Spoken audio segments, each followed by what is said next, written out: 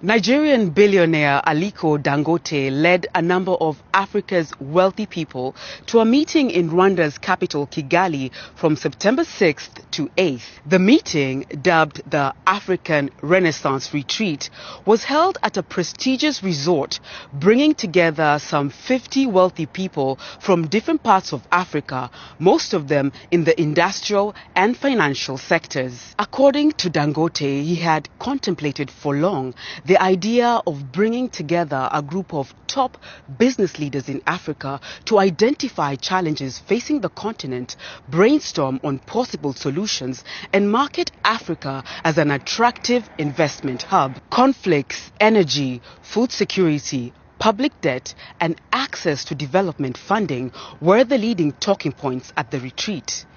Dangote said Africa is home to 30% of the world's mineral reserves and has significant deposits of gold, diamonds, uranium, and cobalt, which have the potential of significantly boosting the continent's economy if well managed. He added that Africa has 65% of the world's remaining uncultivated arable land and 10% of the world's internal renewable freshwater resources, which, if well tapped, can boost food security.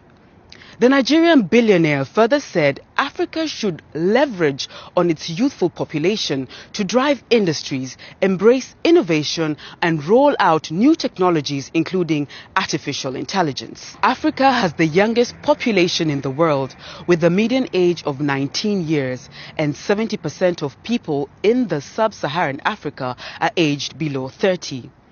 Dangote described the Kigali retreat as a small, private and high-level gathering where frank and honest dialogue would be held with the goal of transforming our continent. In his remarks at the retreat, Dangote emphasized nobody will transform Africa except us, especially us in this room. The participants resolved to support the Africa Continental Free Trade Area, champion internet access on the continent, and push for a reduction of logistic costs during intra-African trade. The New Times of Rwanda reports those who attended the high-level meeting are Deputy Secretary General of the United Nations, Amina Jane Mohammed, former Presidents Ellen Johnson Sirleaf of Liberia, Olusegun Obasanjo of Nigeria, and Jakaya Kikwete of Tanzania. The other attendees included Ethiopia's former Prime Minister Haile Mariam Desalegn, Egyptian billionaire